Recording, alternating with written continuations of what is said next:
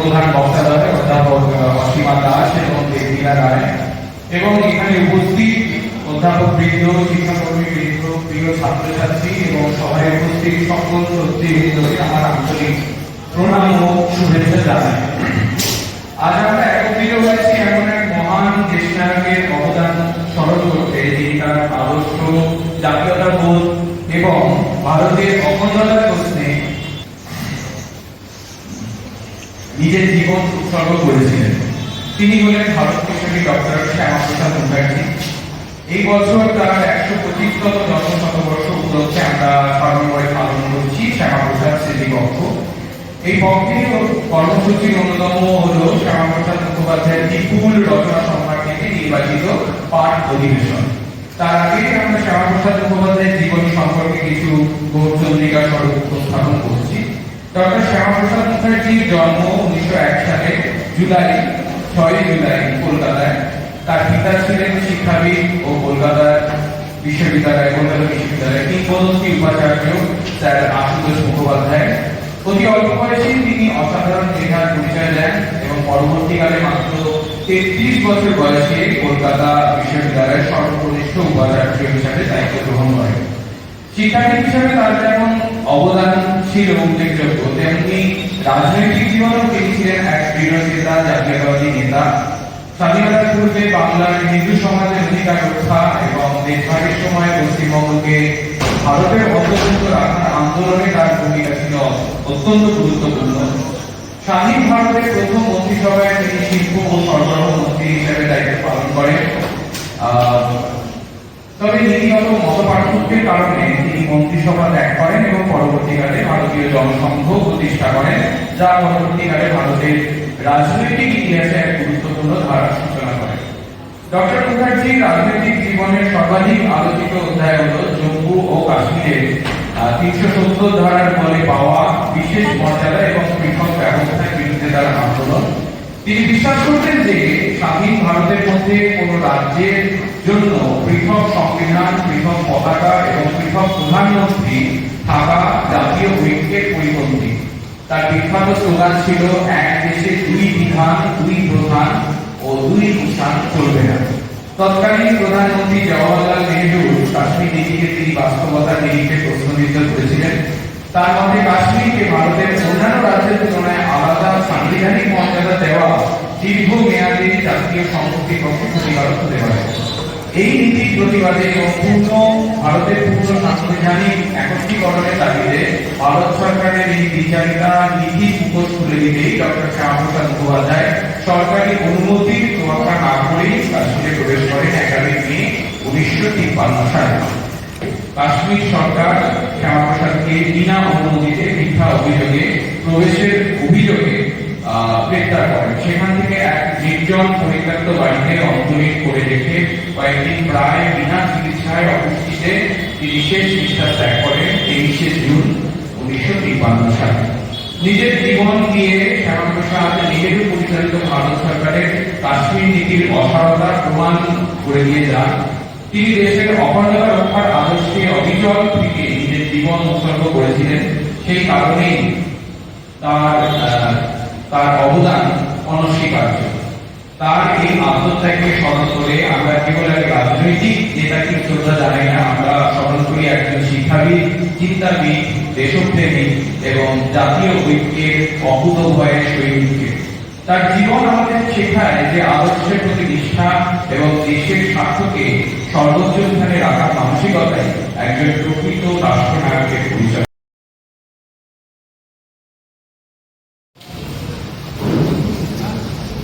সবাই করতালি দিয়ে অভিনন্দন জানান।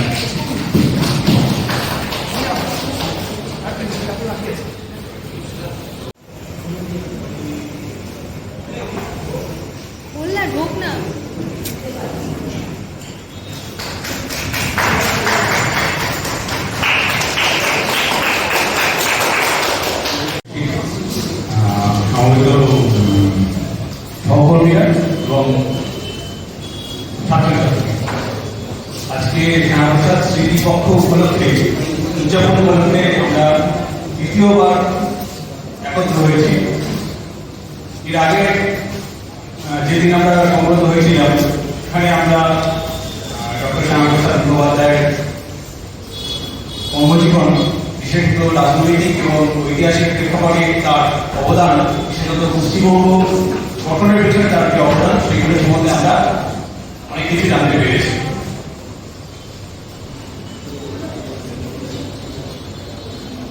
যেহেতু আমাদের কলেজ একটা শিক্ষা ক্ষেত্র এবং শিক্ষা ক্ষেত্রে তার কি অবদান সেটা আমাদের মনে হয় কিছুটা একটু বলে রাখা ভালো। আমাদের মৌলভী স্যার বললেন যে উনি মাত্র 33 বছর বয়সে কলকাতা বিশ্ববিদ্যালয়ের উপাচার্য হয়েছিলেন এবং সেটা একটা তখনকার দিনে একটা নজিরবিহীন ঘটনা।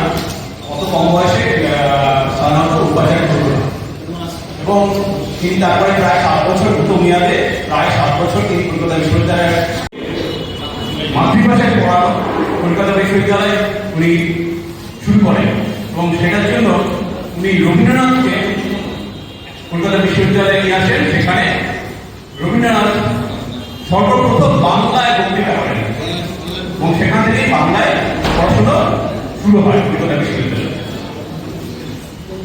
শুধুমাত্র বাংলা ভাষার ক্ষেত্রে নয়, উনি বিভিন্ন ভাষা, ভারতের বিভিন্ন আধুনিক ভাষা, হিন্দি সহ আরো বেশ কয়েকটি ভাষা উনি কলকাতা বিশ্ববিদ্যালয়ে চালু করেন।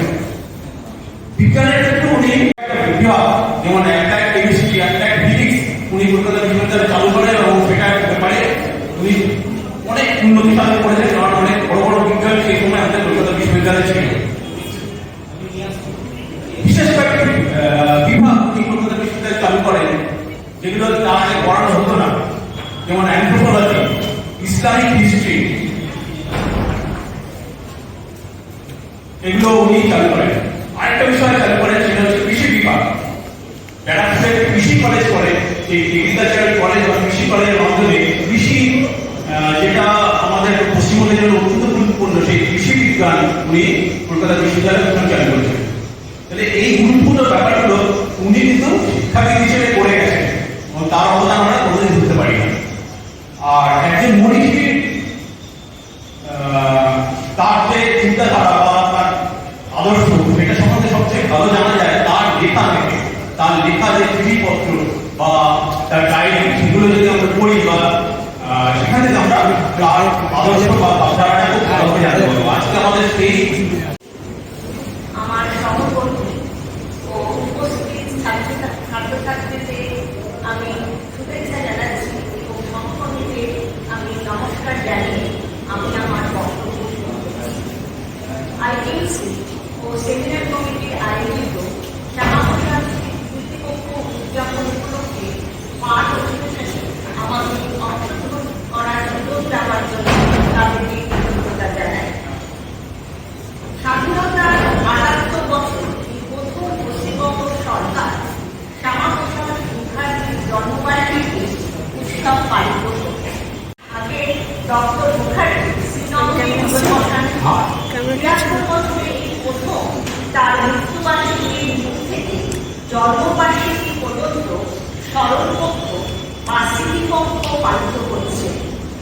6 জুলাই ডক্টর মুখার্জির জন্মবার্ষিকী এবং ঘটনাচক্রের ১২৫তম জন্মবার্ষিকী সমস্ত শিক্ষা প্রতিষ্ঠানে পালিত হচ্ছে।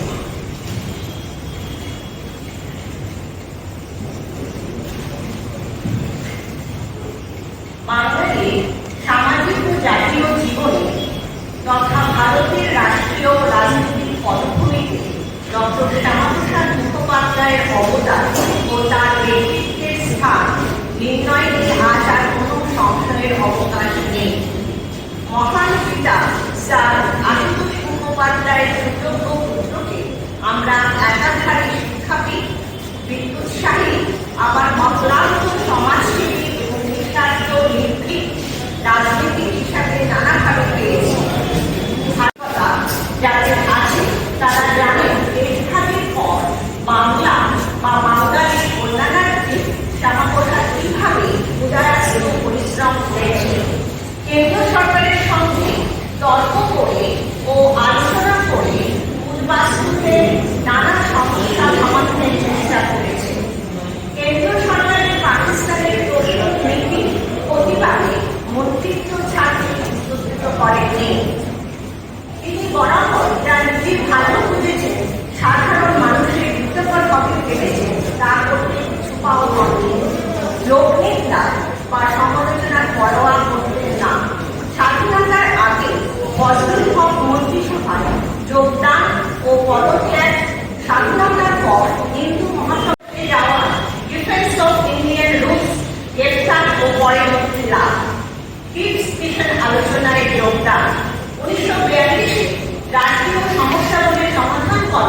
কয়েকটি প্রস্তাব করে বলরাম লর্ড প্রিন্সেপকে পত্র প্রেরণ, কারারুদ্ধ মহাত্মা গান্ধীর সঙ্গে সাক্ষাতের অনুমতি চাইলে সরকারের অনুমতি দানের অস্বীকার। 1943 সালে নেহরুজির সঙ্গে মতবিরোধে পদত্যাগ, জনসংঘ দলের প্রতিষ্ঠা, এই সবই তার জনগণের মঙ্গলান্বেষা ও চরিতার্থের উজ্জ্বল নিদর্শন। হিন্দু মহাসভার সঙ্গে তার সম্পর্ক নিয়ে অনেকেই তাকে সাম্প্রদায়িক বলে তার ব্যক্তিত্বে পূর্ণ করার চেষ্টা করেছেন। এই জন্মদিন উপলক্ষে আমি ডক্টর মুখার্জির ডায়েরিতে লিখিত যে চিত্র ফুটে উঠেছে তা থেকে নির্বাচিত কিছু অংশ উপস্থাপনা করার ইচ্ছে রাখছি। প্রথমে শ্যামাপ্রসাদের জীবনে কয়েকটি রাজনৈতিক ঘটনা উল্লেখ করছি। 1932 সালে বঙ্গীয় বিধান পরিষদে জাতীয় কংগ্রেসে মনোনীত কলকাতা বিশ্ববিদ্যালয়ের প্রতিনিধি নির্বাচিত। 1930-এ কংগ্রেসের বিধান পরিষদ বর্জন নীতির কারণে পরিষদের সদস্যপদ ত্যাগ ও স্বতন্ত্র প্রার্থী রূপে পুনর্নির্বাচিত। 1935-এ ব্যাঙ্গালোরে ভারতীয় বিজ্ঞান পরিষদের কোর্ট ও কাউন্সিলরের সদস্য। 1937 সালে বিশ্ববিদ্যালয়ের নির্বাচন কেন্দ্র থেকে নবগঠিত বঙ্গীয় বিধানসভার সদস্য নির্বাচিত। 1939 সালে নিখিল ভারত হিন্দু মহাসভায় যোগদান। 1940 সালে নিখিল ভারত হিন্দু মহাসভায় কার্যনির্বাহক সভাপতি, যাতে 1940 থেকে 1944, এবং বঙ্গীয় হিন্দু সভার সভাপতি। 1941 সালে ফজলুল হক সাহেবের নেতৃত্বে গঠিত প্রগ্রেসিভ কোয়ালিশন মন্ত্রিসভায় অর্থ সচিবের পদ গ্রহণ। ভাগলপুরে হিন্দু মহাসভার অধিবেশনে সম্পাদনা। নিখিল ভারত হিন্দু মহাসভায় দিনাজপুরের অধিবেশনে সভাপতিত্ব। 1946 সালে বঙ্গীয় বিধানসভায় বিশ্ববিদ্যালয়ের কেন্দ্র থেকে পুনর্নির্বাচন। কলকাতা নৃশংস হত্যাকাণ্ড ও দেশের বিভিন্ন স্থানে সাম্প্রদায়িক হাঙ্গামাকালে বিপ্লবের সাহায্যদান ও প্রতিরোধের ব্যবস্থাপনা এবং শান্তি স্থাপনের চেষ্টা। হিন্দুস্তান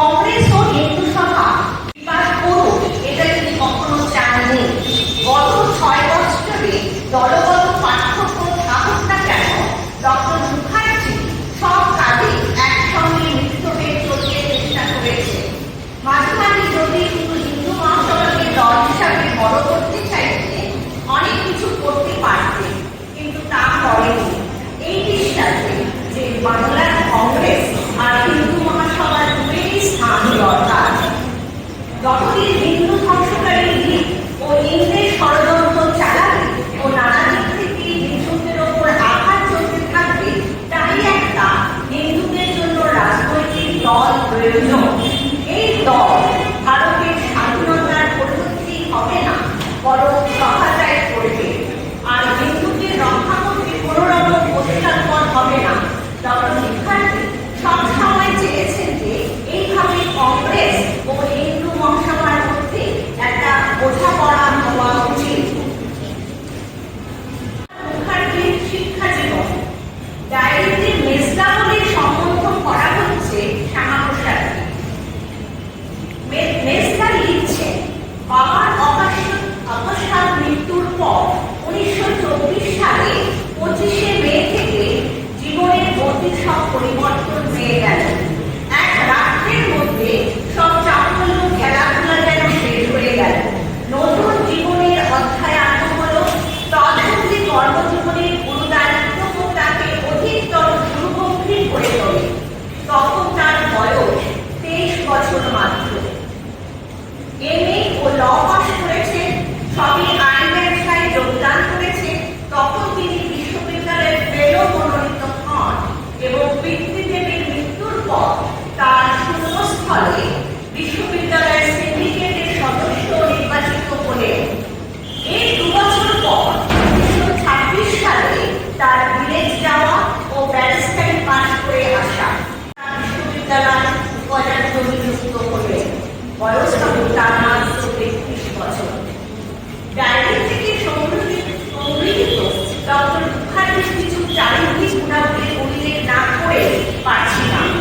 ডক্টর মুখার্জি তথা মেজদার গুরুগম্ভীর বহিরাগনের অন্তরালে তার অন্তঃকরণ ছিল অতি দরদী, কোমল ও স্নেহপ্রদ। তার সংস্পর্শে এলে কথোপকথনে এবং আচরণে আন্তরিকতা, সহানুভূতি ও সম্প্রীতির মধুর স্পর্শ অনুভূত হতো। বাইরে যুবক শক্তির প্রকাশ নেই, নিকটে গেলে আকর্ষণ করে। অথচ অন্যায় ও অবিচারের বিরুদ্ধে সংগ্রামে তার ছিল দুর্দলীয় পেটদীপ্ত মনোভাব এবং অসীম নির্ভীকতা। প্রয়োজনকালে সংঘর্ষে ও বাকবিতণ্ডায় বিচলিত হতে কখনো বিমুখ হতেন না। রাজনীতির ক্ষেত্রে তার বিরুদ্ধ মতালম্বী মতভেদাদের তার কাছে আসতে দেখেছি, বন্ধুভাবেই তাদের সঙ্গে মিশতে দেখেছি। ডায়েরি তিনি নিজে লিখেছেন, সবার সঙ্গে মিলেমিশে দেশে কাজ করাই ছিল তার উদ্দেশ্য।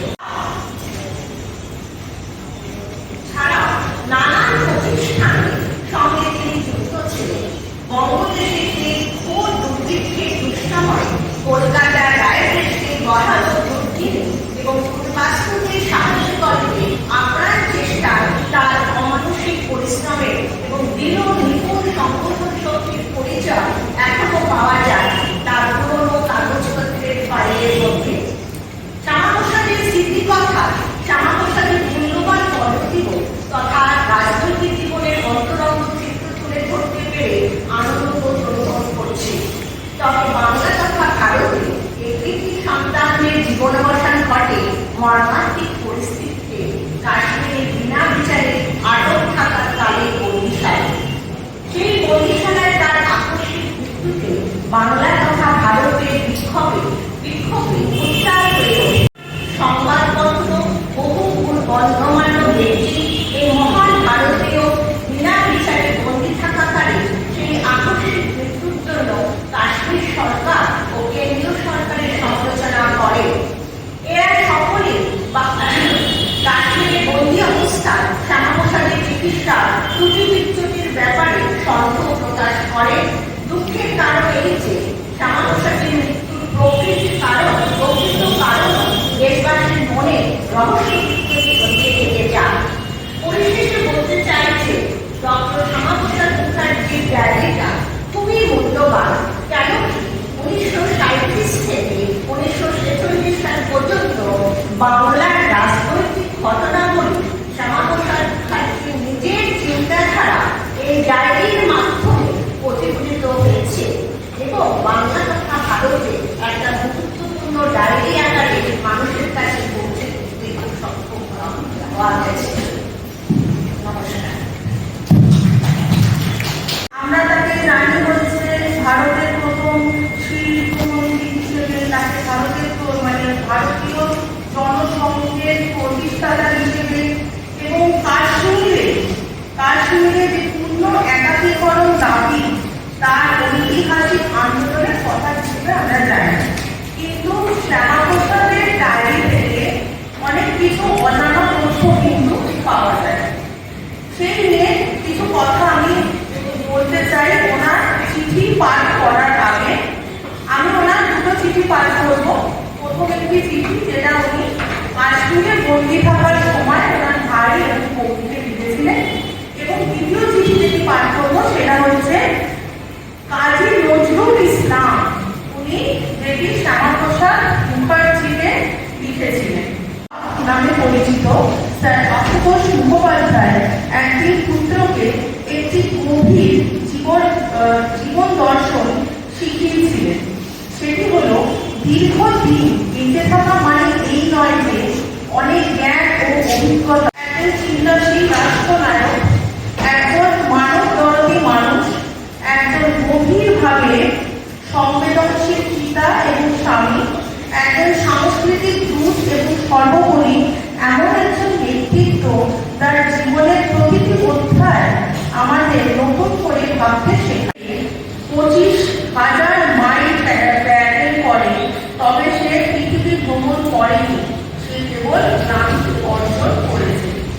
সুতরাং এই একটির মাধ্যমে শ্যামাপ্রসাদের সমস্ত জীবনের দর্শন লুকিয়েছিল।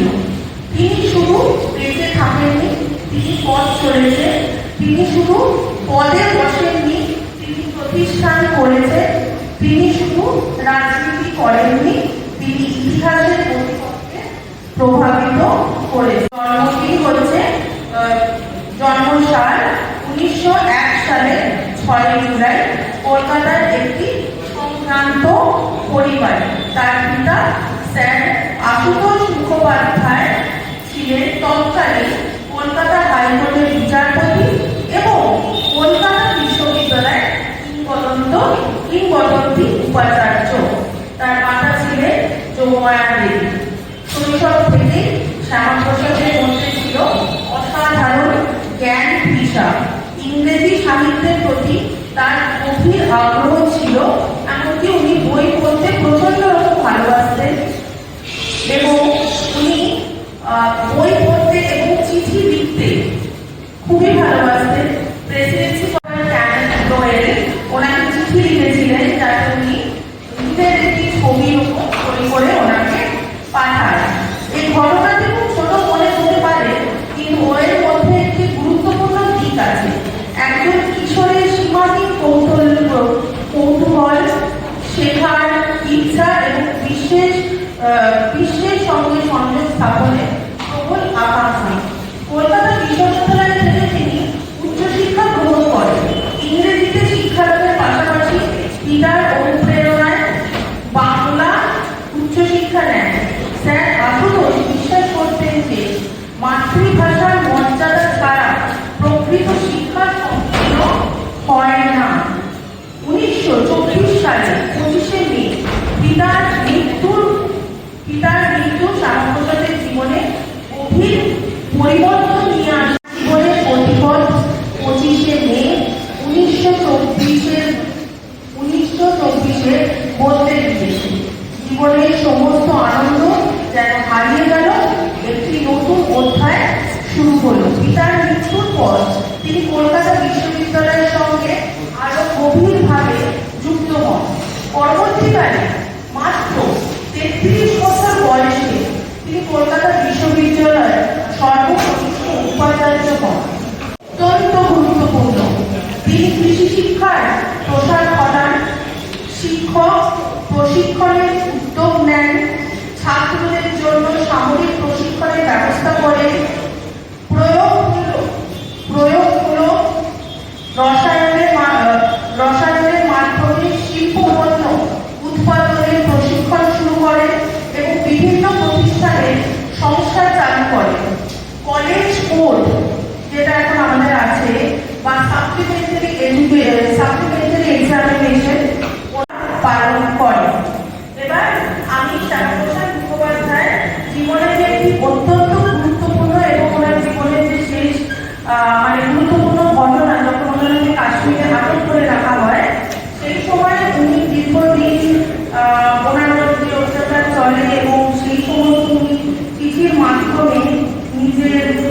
বাড়ির লোককে জানিয়েছিলেন, সেই কিছু চিঠি আমি এখন আপনাদের সামনে পড়তে চাই।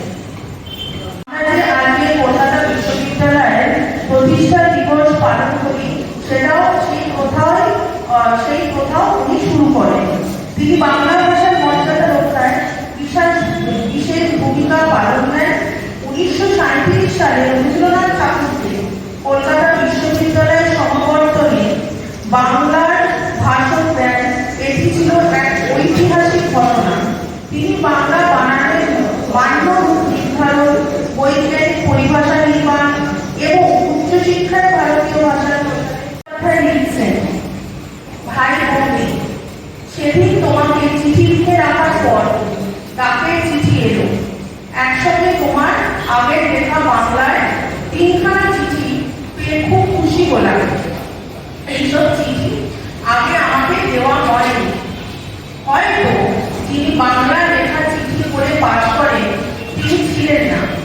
আবার সব চিঠি ঠিক পেয়েছি আমার সব চিঠি ঠিক পেয়েছো আশা করি। আমি মোটের ওপর ভালো ছিলাম, কিন্তু আবার দুদিন ডান পায়ের ব্যথাটা বেড়েছে। কেমন এমন হয় জানি না। ডাক্তার কাল এসে ওষুধ দিয়ে গেছে। সারাদিন যেন না দাঁড়ায় এই বলে গেছে। এমনকি বেড়াবার উপায় নেই, বাগানের মধ্যে ছাড়া। তাকে কোনো রকমের দিতে হয় না, আরো মুশকিল। কদিন আবার সন্ধ্যার পর একটু জ্বর হচ্ছে, বেশি নয়, 99 চোখ মুখ জ্বালা করে। ওষুধ খাচ্ছি, খাওয়াও খুব সাবধানে খাই। সিদ্ধ খাওয়া তরকারি, মাছ পাওয়া যায় না। দুদিন এনেছিল, ভোরে ঘুম ভেঙে যায়। তবে 5:30টার আগে উঠিলাম। মুখ ধুয়ে একটু বাগান ধুই, ঘরে বসি। সেই সময়টা খুব সুন্দর থাকে। চণ্ডী পাঠ করি বা একটু ঘুরি। বই আর বই এই চলে 12টা অবধি। তখন স্নান করি ও প্রায় বাগানের গাছতলায় খাই। 1 ঘন্টা বিশ্রাম হয়। চিঠি লিখি বা পড়ি। 3:30টায় সুপারিনটেন্ডেন্ট আসেন খবরের কাগজ বা ডাক নিয়ে। খালি চা লেবু দিয়ে ও ফল যদি থাকে খাই। 7:30 থেকে 8টা সন্ধ্যে পর্যন্ত আলো থাকে। তারপর বই পড়ছি নানা বিষয়ের উপরে, নতুন ও পুরাতন, আর শিখছি কত নতুন করে। লিখতে খুব ইচ্ছা করে, কিন্তু ঠিক সম্ভব হচ্ছে না। বাবার জীবনী একটা লেখা হলো না এই 30 বছরে। এর জন্য দুঃখ হয়। এখন চেষ্টা করলে তার সময় অনেক কথা লেখা ইত্যাদি খুঁজে পাওয়া যায়। কদিন ধরে আমারই ইচ্ছা করছে এই লিখতে।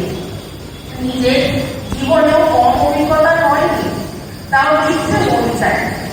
ভাবি তোমাদের কথা, ছেলে মেয়েদের কথা, নাতি-নাতনির কথা, আর যে হাজার হাজার ছেলেরা আজ বন্ধ জেলে হয়েছে তাদের কথা। কতদিন এভাবে থাকবো জানি না। ভবিষ্যতে কাজ কি করবো তাও জানি না। তবে মনে কোনো দুঃখ বা দুশ্চিন্তা নেই, বরং আগে যে অফুরন্ত বিশ্বাস নিজের উপর রাখতাম তার কদিনে রাখতে পেরেছি। এই অজানা পরম শান্তির উপর যার নির্দেশ বিনা আমরা চলতে বা বাঁচতে পারি না। এতে আনন্দ হয়, মনে জোর হয়। সবাই ভালো থাক ও সুখী হও। আর এই থাক চিঠি দিও তোমার নেক্সট থাকে।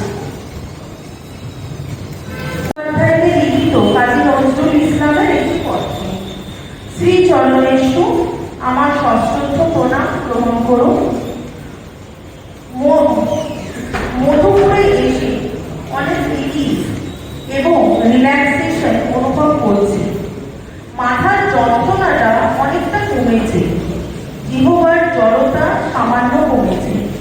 আপনি এত সত্তর আমার ব্যবস্থা না করলে হয়তো কবে মধুসূদনের মতো হাসপাতালে আমার মৃত্যু হতো। ডক্টর শ্যামাপ্রসাদ মুখোপাধ্যায় অনেক সাহায্য করেছিলেন এবং সেই কারণে কৃতজ্ঞতা জ্ঞাপন করার জন্য নজরুল